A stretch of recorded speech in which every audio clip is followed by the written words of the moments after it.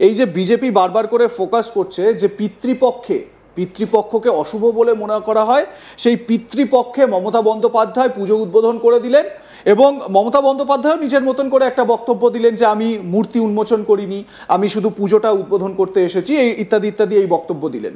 এই পিতৃপক্ষে মমতা বন্দ্যোপাধ্যায় তো আজকে থেকে পুজো উদ্বোধন করছেন না, বিগত বেশ কয়েক বছর ধরে পুজো উদ্বোধন করছেন। তো এইখানেও যে হিন্দু সেন্টিমেন্ট বা হিন্দু রীতিনীতি সেন্টিমেন্টে একটা অস্মিতা জাগাবার চেষ্টা বিজেপি করছে, সেটা কি সাকসেসফুল হচ্ছে বিগত লাস্ট কয়েক বছর ধরে যদি আমরা দেখি?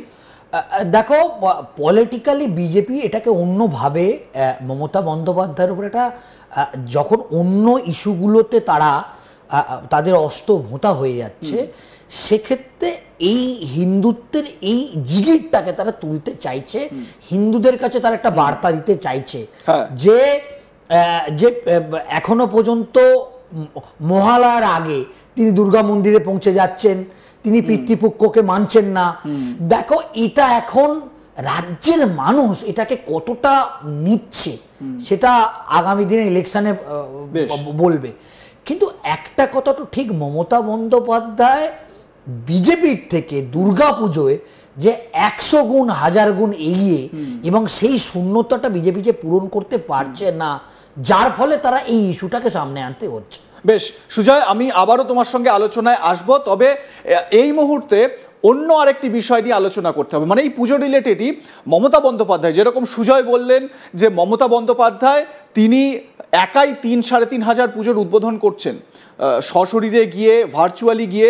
অন্যদিকে হাতের পাঁচ, মানে বিজেপির হাতের পাঁচ শুধুমাত্র সজল ঘোষের সন্তোষ মিত্র স্কোয়ার। আসছি পরের আলোচনায়। হাতের পাঁচ শুধুমাত্র সন্তোষ মিত্র স্কোয়ার, যদিও এই পুজোটা কিন্তু বিজেপির পুজোর থেকে বেশি সজল ঘোষের পুজো হিসেবেই বেশি পরিচিত। বিজেপির পুজো, এই তকমাটা কিন্তু এখনো এখানে আসেনি। তো সজল ঘোষ তিনি তার এই সন্তোষ মিত্র স্কোয়ারের পুজো সম্পর্কে কি বলেছেন আমাদেরকে একটু শোনাবো, তার বক্তব্যটা। আসছি পরের আলোচনায়। তারপর এখন যাদের কুৎসা না করলে পেটের ভাত হজম হয় না, তৃণমূলের অনেক মুখপত্র আছে যারা সকালবেলা ব্রেকফাস্ট করে না, তারা একটা মন্তব্য করে সোশ্যাল সাইটে, তারপর এত সারাদিন আর কিছু খেতে হয় না। তাহলে তার দায় আমি কেমন করে নেব বলতে পারো? আপনি কি করছেন সেটা আমার কাছে বিষয়। আপনি মানে সাংবাদিক আপনি নয়, সাধারণ মানুষ এটা কেমন করে নিচ্ছে। মোদিজি যদি বলে সূর্য পূর্ব দিকে ওঠে, ব্যাস হয়ে গেল। জিএসটিটাও কে কমিয়েছে? মমতা ব্যানার্জি। আচ্ছা, বলছে না এসআইআরটাও, আমি বলে দিচ্ছি, এসআইআরটাও উনিই চেয়েছিলেন বলে হচ্ছে। উনি চেয়েছিলেন তো, 2005-এও চেয়েছিলেন, আর এবছর ফেব্রুয়ারি মাসেও, মার্চ মাসেও চেয়েছিলেন। আচ্ছা, চন্দ্রযান কার কথায় গেছিল? ওনার কথায়। ট্রাম্প 50% ট্যারিফ কার কথায় চাপিয়েছে? ওনার কথায়। কেউ একজন শিল্পী মরে গেলেই এখন মানুষ বলতে শুরু করছে, এই যে কদিন আগে একজন খুব নামকরা শিল্পী মারা গেছেন, জুবিন গর্গ, মানুষ মজা করতে শুরু করলো যে ও আমাকে ফোন করে বলতো, দিদি তুমি ইয়া আলিটা গাও, আমি একটু শুনবো। এই জায়গায় যদি কেউ কারো ক্যারেক্টারকে নামিয়ে নিয়ে যায়, কি করবেন আপনি? সজল ঘোষের বক্তব্য আপনাদের শোনালাম। একেবারে নিজের যা মেজাজ, সেই মেজাজেই তিনি বক্রোক্তি করে মমতা বন্দ্যোপাধ্যায়, তৃণমূল কংগ্রেস সম্পর্কে নানান রকম মন্তব্য তিনি করলেন। তার আরও মন্তব্য আপনাদের শোনাবো। আমি সুজয়ের কাছে আসবো। সুজয়, দেখো, এই যে সজল ঘোষের এই অ্যাটিটিউডটা, সজল ঘোষ তিনি এই ধরনের কথা বলেন, এই রকমভাবে খোঁচা মেরে কথা বলেন, আমরা দেখেছি।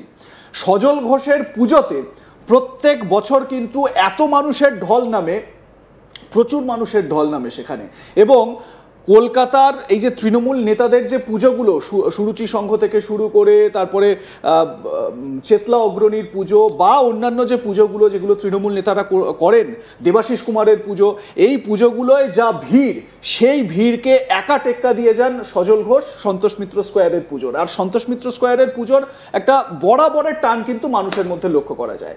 আমার একটা প্রশ্ন হচ্ছে, সজল ঘোষ, এর আগেও তুমি যখন পুজোর জন্য গিয়েছিলে কভারেজে, উনি একটা বিষয় বলেছিলেন যে ইচ্ছাকৃত সন্তোষ মিত্র স্কোয়ারের পুজোর ভিড়টাকে কমানোর জন্য পুলিশ সেখানে ব্যবস্থা করে, মমতা বন্দ্যোপাধ্যায়ের পুলিশ ব্যারিকেড করে দেয় যাতে তার পুজোয় ঢুকতে না পারে, নানান রকম বিধিনিষেধ আরোপ করা হয়, বারবার করে কলকাতা পুলিশের তরফ থেকে চিঠি দেওয়া হয়। কোথাও কি একা মাত্র মানে ওই বলে না যে একা কুম্ভের রক্ষাকর্তা, তো সজল ঘোষ হয়ে গিয়েছেন এই মুহূর্তে বিজেপির এই পুজোকে কেন্দ্র করে একা কুম্ভের রক্ষাকর্তা। হ্যাঁ হ্যাঁ, একেবারেই তাই। তুমি যেটা বললে, এবং সজল ঘোষ ইতিমধ্যেই দাবি করেছে অলরেডি কলকাতা পুলিশের তরফ থেকে তাকে 4টে চিঠি পাঠিয়ে দেওয়া হয়েছে। লাস্ট যে অভিযোগটা সজল ঘোষ নিজে করলেন, সজল ঘোষ তিনি অভিযোগ করলেন সাংবাদিক বৈঠক ডেকে যে কলকাতা পুলিশের তরফ থেকে একটা চিঠি পাঠানো হয়েছে যে গোটা পুজো মণ্ডপে অন্তত 100-150 সিসিটিভি ক্যামেরা বসাতে হবে, রাস্তার ব্যাপারটা নাকি কলকাতা পুলিশ নিজেই দেখে নেবে। তো সজল ঘোষের দাবি, এবং এটা তো বাস্তব, আমরা যেটা দেখেছি শ্রীভূমিতে যে লোকটা হয়, যে ভিড়টা হয়, সুজিত বসুর পুজো, এবং আমরা যদি অতীন ঘোষের যে পুজোটা হাতিবাগান সর্বজনীন আমরা যদি দেখি, শশী পাঁজার যদি পুজো বলি, কাশী বসলেন, বা এই ধরনের পুজোকে নর্থ কলকাতা আর যে পুজোগুলো হয়, এই সজল ঘোষের পুজো আমরা যদি সাউথ কলকাতার সঙ্গে তুলনাও করি, এটা মানতেই হবে যে সজল ঘোষের পুজোটা প্রত্যেক বছরই একটা রেকর্ড সংখ্যক ভিড় হয়, এবং সেটা সজল ঘোষ মানে টানে, সেই ভিড়টা টানে, এবং প্রত্যেক বছরই কিছু না কিছু চমক থাকে। এবারেও তারা অপারেশন সিন্দুর তারা করছে। তো হ্যাঁ, একটা কথা ঠিক, কোনোভাবে সজল ঘোষ তিনি একা ধরে রেখেছে। মানে আমরা যদি বলি এ রাজ্যের প্রায় 7-8 জন ক্যাবিনেট মিনিস্টার হেভিওয়েট একদিকে, আর সজল ঘোষ ভার্সেস সজল ঘোষ।